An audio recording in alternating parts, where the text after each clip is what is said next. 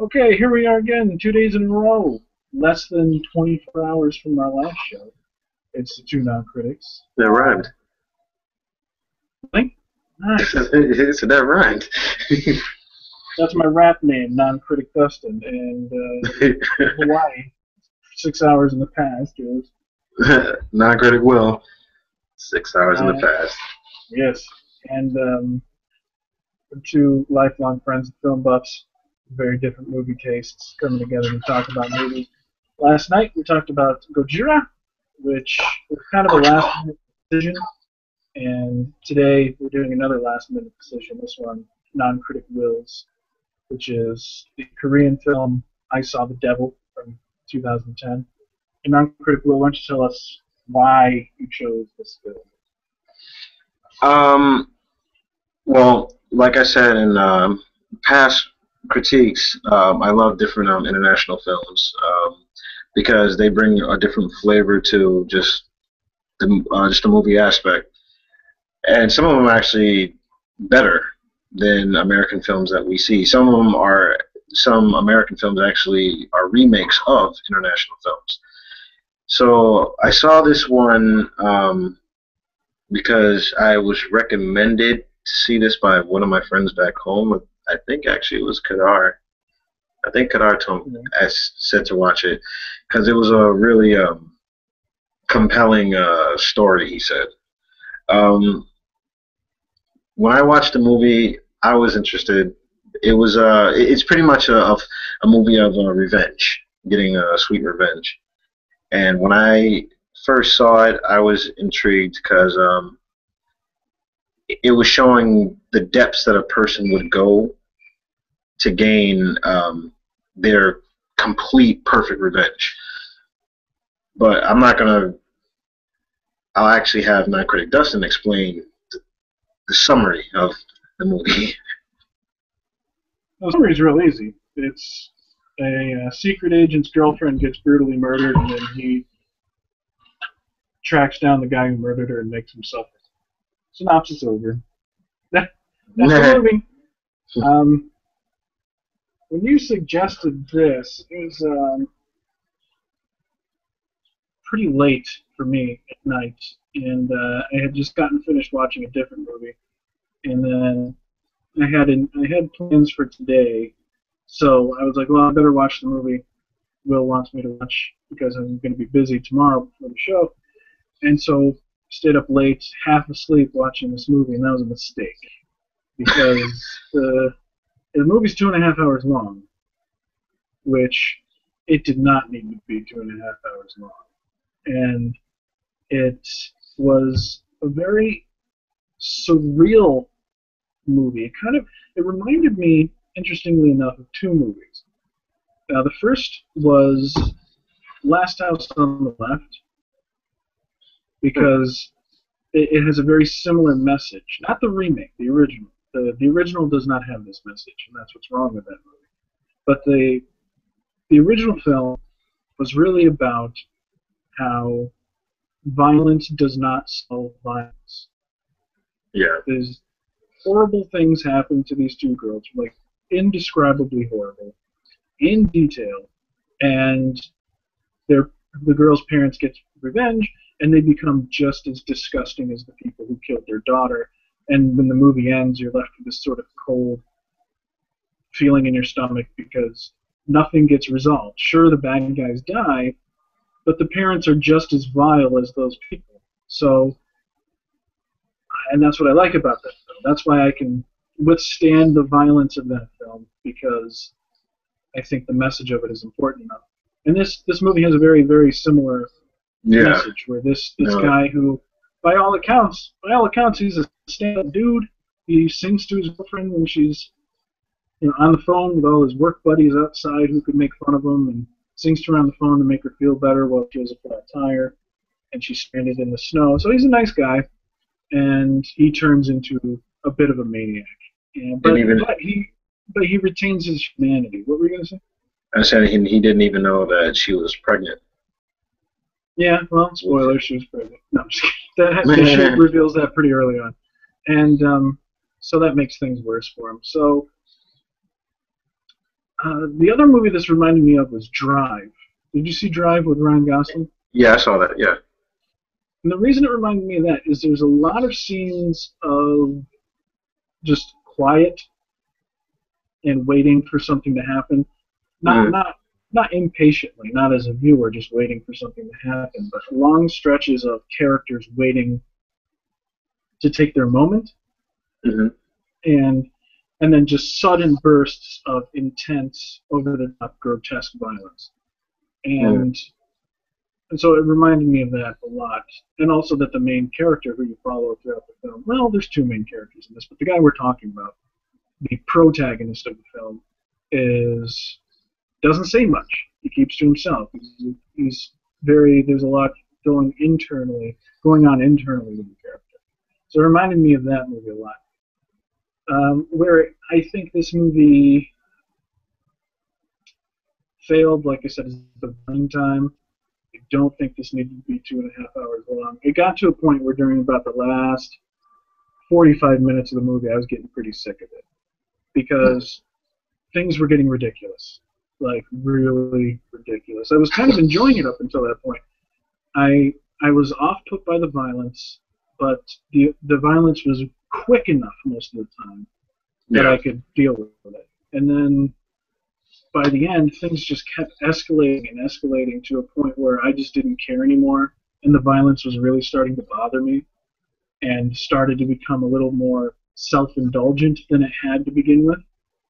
Before that, the violence had been pretty um, tastefully done, Yeah. and although the things that this other main character is doing are horrendous and really disgusting, the film handled it well. And then by the end of it, and I think the filmmaker did this intentionally. As the two characters are becoming more and more bestial, Yeah. more sort of primal and visceral with their attacks, the violence becomes more so. And I really started to just not like it. Like, I remember there was a point where, what was it? Oh, there's a scene where the guy, the bad guy in the movie, who was an old boy. I don't know if you noticed that. That was old. Yeah. Yeah. Yeah. He's great in this movie, by the way. He's very, very good in this. He's really unsettling. Where he's trying to get like a colon blow or something, so he can shit out the tracker that's in his stomach, Yeah.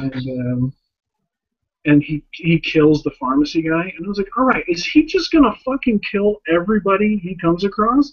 He's gonna rape or kill every character he comes across. And I was just fed up with it. I was like, this guy, I understand he's supposed to be inhumanly violent and disgusting, but I'm really getting sick of him killing people. It's gotten to a point where I just want the movie to be over. And that really sort of bothered me. And when the movie was finally over, I was at a loss. I was like, I don't know if I like this movie because I think the cinematography in it is fantastic. I Yeah. think there's a lot of the lighting is very atmospheric and effective, and the camera movements are engrossing and sort of hypnotic, which Yeah. reminded me a lot of Drive. And I enjoyed that very much. And I sort of I was invested in the protagonist a lot until about, like I said, 45 minutes. When there was about 45 minutes left, I just checked out. I was like, I don't give a shit anymore about what happens in this movie. So I was bothered by that. I couldn't really sleep because I couldn't figure out whether or not I enjoyed it. I was just like, I did, and then I didn't, and then I did, and then I was thinking about it today, and I was like, I think I like it, but I'm not sure. I'm not. What did you think of what did you think of the big ending? What do you mean? The very ending that happened with the protagonist and the antagonist. That scene was boring. Like I said, by that point I had long since checked out, and I was just kind of watching it like this, Yeah. and the guy's like, actually I had thought there was something would happen, because at this point in the movie, the protagonist has the antagonist right where he wants him, and he wants to make him suffer and stuff like that. And he's on the door. Yeah, and the guy's just sitting there like, oh, kill me already, come on. And then he kind of stabs him in the cheek, and the guy's crying, saying, don't kill me, don't kill me. And I was like, that's kind of a quick transition from saying, kill me already, to suddenly begging for his life. I was like, oh, he's planning something. He's joking around. He's trying to build him up. And I was expecting him to say, please don't kill me, I'm pregnant. And then just start laughing, like just to throw that in that dude's face one more time. Oh, God. And he didn't. He was just kind of like, all right, come on. And he goes back to kill me already. And I was like, one last touch of real vileness from this character, I think, would have piqued my interest again, get me a little more involved in the ending. And then it just... What about his family coming to open the door? Who cares? He said he wanted him to feel the pain his girlfriend felt. And I thought, well, maybe if that guy cared about his family, if he was like, well, now that I think of it, okay, I'll say what I think, and then I'll say what I just thought of. If that guy gave a shit about his kid, I could understand him making his kid and his parents open the door, because then he'd be like, oh, I don't want my family to see me with my head chopped off or something. And he would feel scared that his family was going to see that. But he had no emotion towards his family whatsoever. So I was like, what the fuck? And then, now thinking about it, I guess the real damage that was done wasn't done to that girl, because she got to die. I mean, what happened to her was atrocious, but at least she doesn't have to live with that. She's dead. Yeah. But he still has to live with it, and everyone else still has to live with it. So I guess making that dude's family have to live with that is could be the final insult, the real revenge, I guess. But and it demonstrates how much of a monster he became. Speaking of that, what you just said about how much of a monster he became, do you feel that he had some type of release at the very end when he's walking down the street and he just starts crying? Like, is it from like realization of what he's become, like the depths that he's gone through to be this? I don't want to say sadistic, but yeah, he's sadistic. Yeah. That his whole goal to beat that dude within an inch of his life, make him well again, and then hunt him down just to do it again, that's sadistic. I mean, the dude deserves it, but then it backfired. And then it backfired because it still got some people that he cared about hurt. Well, actually the girlfriend's family. Mm-hmm. Yeah, I was thinking about that, and you can take one of two ways. Either he's crying because he realizes what a disgusting monster he's become, or he's crying because he finally is able to mourn the death of his girlfriend. Because he's, from the get-go, as soon as he finds out what happens to his girlfriend, he just kind of becomes cold and detached. And then as everything goes on, he becomes more and more emotional, and at the end is when he finally breaks down and cries. Like, he's crying a little bit, but it's that kind of like strongman cry, like tears are coming down, but the face isn't moving type thing. Yeah. And at the end, he's just outright sobbing. So you could take it that way. And that's why I think I'm confused, because there's nothing wrong with a movie that doesn't give you clear answers. I would rather a movie not give me clear answers. So I'm not faulting the movie for that. I think I'm faulting it for... And I can't fault the movie. It's me. It's not the movie. The movie is what it is. My reaction to it is my reaction. And I think where I'm sort of at a loss is that maybe I just stopped caring. And I was like, the movie was good, and I was enjoying it, and I liked that the ending was sort of open. I liked that, but I didn't care so much at the end of it that I'm kind of upset that I wasn't more intrigued by the ending. Well, okay, well then let me ask you this too, because out of those two characters, well or who stood out the most to you? I'm pretty sure it's out of those two characters, but which one had the stronger impact on you? Well, I guess that's tough to say. They kind of stood out equally because for a while there, it sort of felt like Batman and the Joker. Yeah, good. Yeah, that's actually good. Because they really do feel like two sides of the same coin, and the dude is using all these stealth tactics to take him down, and he's not killing him, and all that. So he felt very much like Batman, and he had all these little tricks and stuff to get him, and he was very adept, and he had like those little jacks or whatever those things were, and he threw down on the floor so that the dude would step on him and miss when he tried to shoot him. So that guy is just, I guess he's notorious. People know about him, and he's kind of like the Joker. He's got a weird grin like the Joker. So they felt like the same character to me, but with different sides. So I guess they both stuck out. That one dude, that cannibal guy. Oh, yeah, yeah.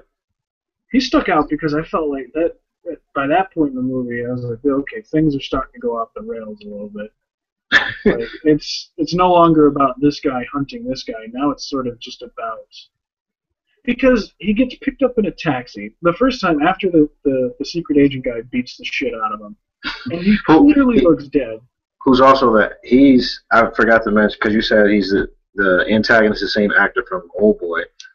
The protagonist is actually the same actor from G.I. Joe, Storm Shadow, the White Ninja. That's the same guy. Looked familiar. I was wondering what he was in. I didn't look him up. So that scene afterwards, I was like, clearly that guy's dead. But nope. That's another thing. There's a lot of head trauma that happens in this movie, and when characters finally wake up fully conscious, there's no apparent brain damage. And I mean, people get hit in the head a lot with really heavy, blunt objects. In that room, I know exactly what you're talking about. Yeah. And like, there's just this piss stream of blood coming out of their skull, and then they wake up and they're just like, they're hungover, like, oh. Alright. I guess that's the style he chose. And, so there's that scene where he gets picked up by that cab driver who's not a cab driver, and the passenger who's not a passenger. And he has to kill both those guys because they're going to kill him. And that scene was like, sort of felt like a short film, like a short film within a film. And then when he meets the cannibals, who apparently he's known from back in the day, that scene also felt like another movie. And I was starting to wonder, I was like, is he trying to build this guy up to sort of like say he's bigger and badder than other horror movie type of characters? You know what I mean? Like the thieves who pick up a hitchhiker and kill him and steal his money, he ends up killing them instead in a very bloody scene. And then, go ahead. I was going to ask you about that because I know how you don't like a lot of gore or whatnot. Did you feel that was over the top, though, just constant stabbing in the cab? Well, yes. Just back and forth. And I do feel it was over the top, but it was still done stylistically enough that I wasn't bothered by it yet. Yeah. And because that's the thing, if I feel gore can serve a scene, I'm okay with it. But but like again, my favorite thing to go to is that scene in Kill Bill, where she with the crazy 88 or whatever they're called.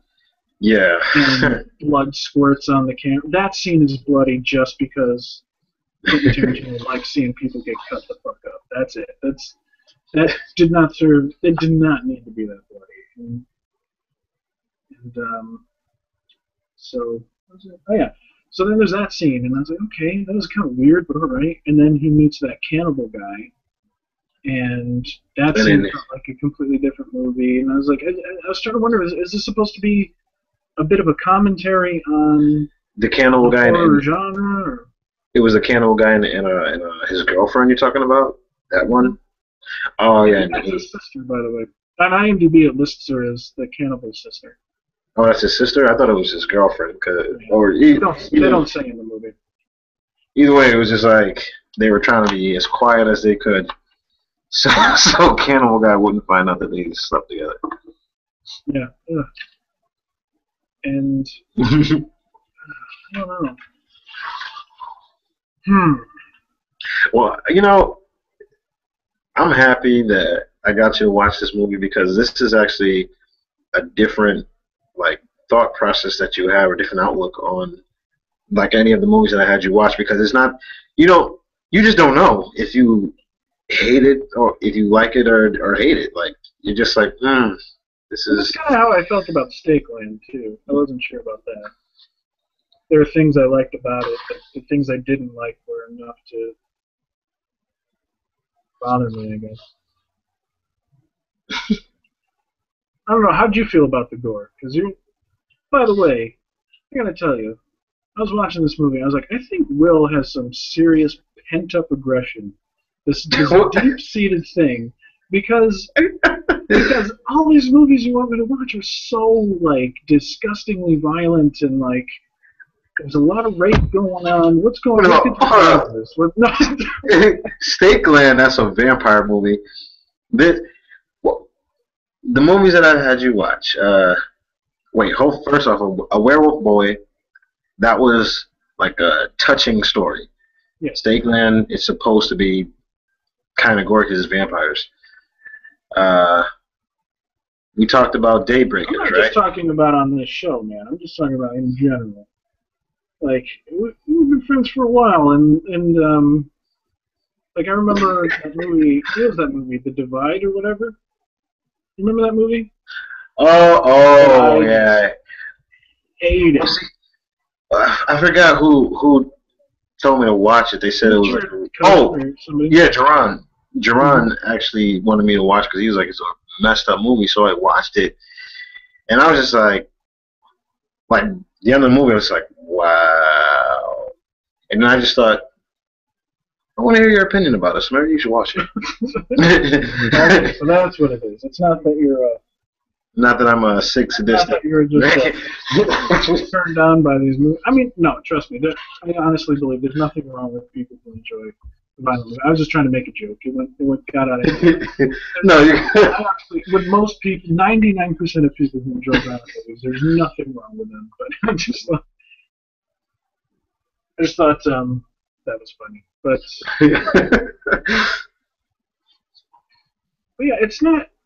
I don't regret watching it at all because there's a lot of things. This movie did challenge a lot of things that I've been saying lately, where a movie doesn't need to explain everything to you, and I would rather a movie didn't. So I was glad about that. But like I said, at that point, I was so not into the movie anymore that I couldn't even appreciate the fact that the ending could be sort of ambiguous and not give you any closure. I couldn't appreciate that because I was so turned off by the movie.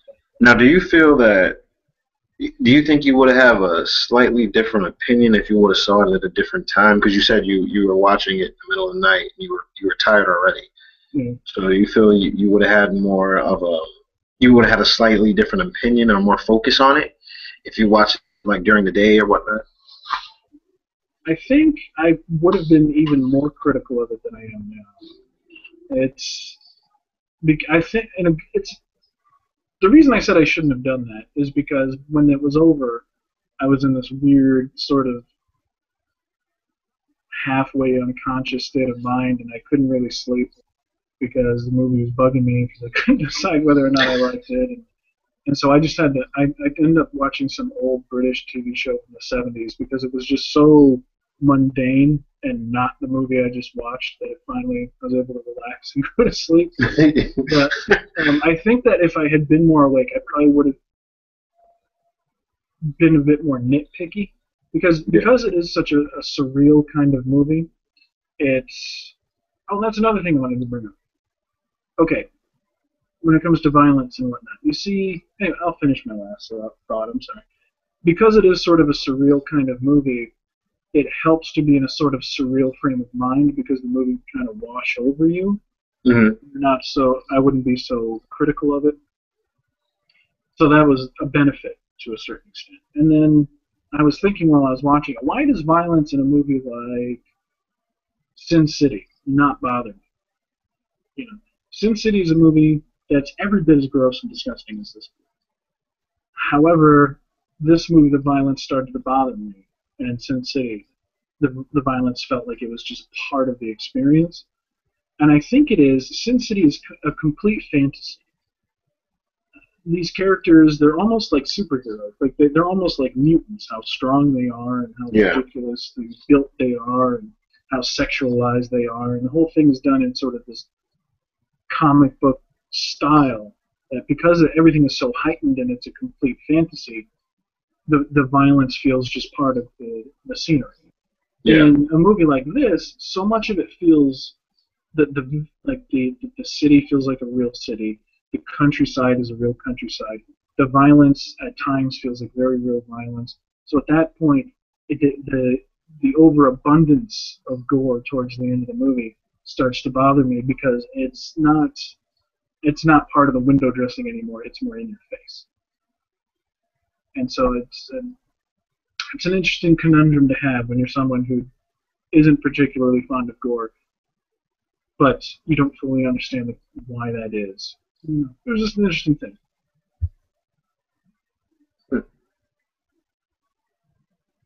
What's I don't know. What do you think about that character, the Joker-like character? The antagonist. Yeah. By the way, we're not saying any of these characters' names because we would butcher them. I don't want to offend anyone. Yeah.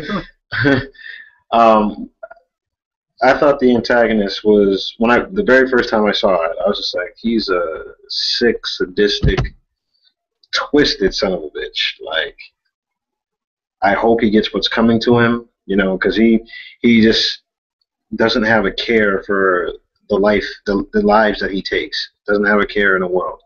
He does this in a sense just to get off. And when you meet you already meet the protagonist at the beginning, but when you start seeing the protagonist in action, you feel that, okay, the antagonist has met his match, and now he has to pay. He has to pay for all the crimes that he committed, because it wasn't. Yeah, the protagonist was doing it because of what happened to his girlfriend and their unborn child, but he was also doing it for every other person, every other female. It seemed like that he's ever kidnapped and raped and killed or whatnot. So that, and I think that was why he didn't just outright kill him, tortured him in some way. Like the first thing he did was like cut his Achilles tendon or whatnot the first time. No, that was the second. That was the second time. That was the second time. Yeah. Oh yeah, because he raped that nurse. Well, he was going to. He was going to rape the nurse. He forced his dick in her mouth. That's rape. Oh. He raped her, and then he told the nurse to stick around because he's going to need medical attention. And that's when he cut his Achilles tendon. Yeah, like he would torture him, and then let him go and track him down again, just so it's like the antagonist can constantly live in a nightmare, just wondering, constantly looking behind his back, when is he going to come back to hurt me more or even possibly kill me, until he figures out that he has a tracking device in him, and then it's like now he's taking the advantage now. So yeah, the antagonist, he was, like I said, very sick, sadistic, but he was also a hard ass. He really kept strong until the end, where he just started crying. But he kept strong in his actions and his beliefs, that he's going to get away with everything. He's still going to be able to hurt whoever he wants, do whatever he wants. I mean, I think he even said when he pulled the tracker out that he was going to go to the girl's family and kill, torture them or whatever. Then he even laughed about it, saying, "I bet you didn't know that your girlfriend was pregnant," and just laughing about the situation. Like, he remains an asshole to the very end. Mm-hmm. And even that moment you're talking about when he's crying, that was all a farce. He was trying to Mm-hmm. he was still trying to get one up on the guy who has him in exactly where he wants him. He was still trying to play games. Yeah. Until the very end. And then Off with his definitely head. one of the most disgusting characters I've ever seen in film. Yeah, I would agree with that. Completely no bounds whatsoever with that guy.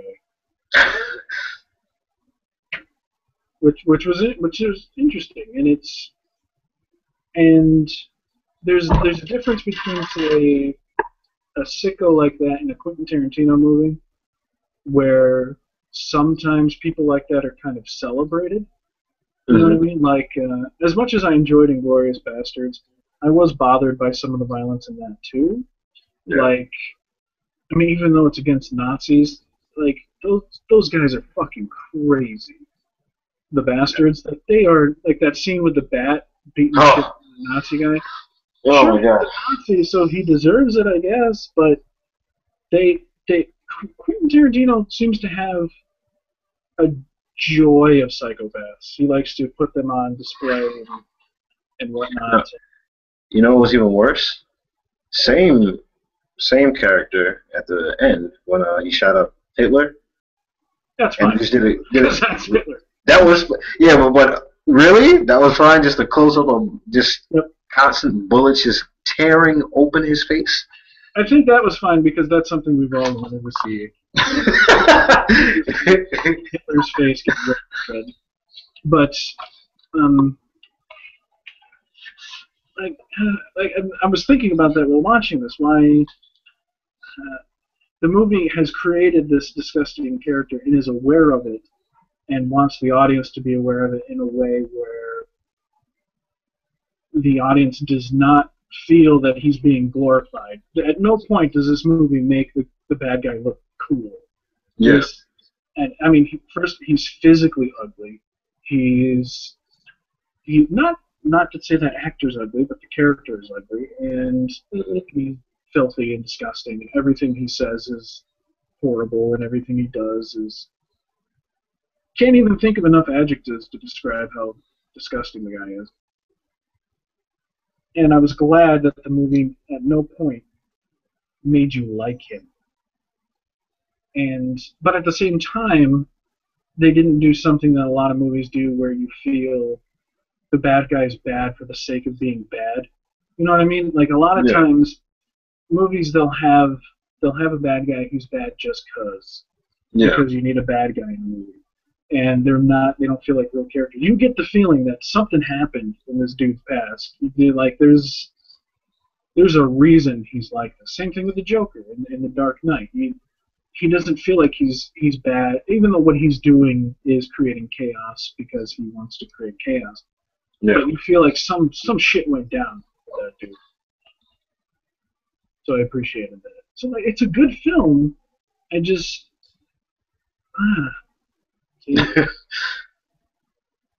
here I am saying all these things that I appreciate about it, but I think, like I said, just overall, I got so let down by the last 45 minutes of the movie that I just didn't care anymore. And I wish that I didn't feel that way. I wish I had remained engaged because I think the movie was worth it. It was worth remaining engaged, but it just went on too long and got too ridiculous. Yeah, so there you go. Oh well, I feel like I've gone on too long now. This was more of your opinion of the movie. I'm already repeated. I've already repeated myself. This is really like a 10-minute review that I've just repeated myself for 30 minutes. I don't even know how long we've been going, but would you recommend more people? So we got to think of something. We always just kind of end these reviews, but we got to think of something like, like Ebert, Siskel and Ebert had their thumbs up or thumbs down recommendations on Half in the Bag, the movie review show I like. They say whether or not they recommend the movie. We got to think of something like that. Maybe not now because the show's gone on too long, but we'll think of a way to end these. Yeah. Would you recommend folks check it out? I guess let's try that Yeah, out. I would recommend people to check it out just to hear their opinions about it, because the way you felt when you watched the movie was like, of course, it was different from how I felt when I first seen the movie, because like we've gone on long enough, but like I always say with movies, if there's some type of way I can uh, relate or put myself in the character's shoes, it can be a good movie for me. And when I first saw the movie, I just I'm very family oriented or whatnot. So to see this guy kill this man's girlfriend and also find out that she was pregnant with his kid, you know, I feel I was like, put myself in that character shoes, in the protagonist's shoes, and I'd be like, I fucking kill him too. I don't know if I'll go constantly torture him, let him go. I might just straight kill you, but I understand some of the things he did and how cold he became, because in a sense, he lost his world. He lost the woman that he loved, found out she was pregnant with his kid. Like, that can make you go crazy or do some sadistic things. So I looked at it in that aspect. Like, if I were in his shoes, would I have done the same thing? Like, hunt the man down? Yeah, of course I want to hunt the man down. I don't know about the whole torturing him and letting him go, but I would have hunted him down. Mm-hmm. So, yeah, I was looking at it in that aspect of, can I put myself in the character's shoes? Right. I think I'd recommend it, I guess, but only if you want. If you're watching a movie just for plot, don't watch it. But if you're watching a movie to sort of raise interesting questions, not that these questions are anything new, but to sort of get you thinking about violence and the cycle of violence and whatnot, then yeah, definitely check it out, I think. So there you go. So that's I Saw the Devil, which I forgot to mention. I don't like the title. I get the title, I think, but I'm interested to find out where it came from. I mean, the character is very much seems like the personification of evil. Yeah. But I think the title is sort of corny. I would have liked a better title. I don't know. That's weird. Yeah. So, as I said, like this film, we will not go on too long. Thank you all for watching. If you did. If you didn't, then you don't know I'm saying this. So goodbye. Non-critic Dustin saying goodbye. Non-critic Will, what are you going to say? Ciao. There you go. We're an international show. See you.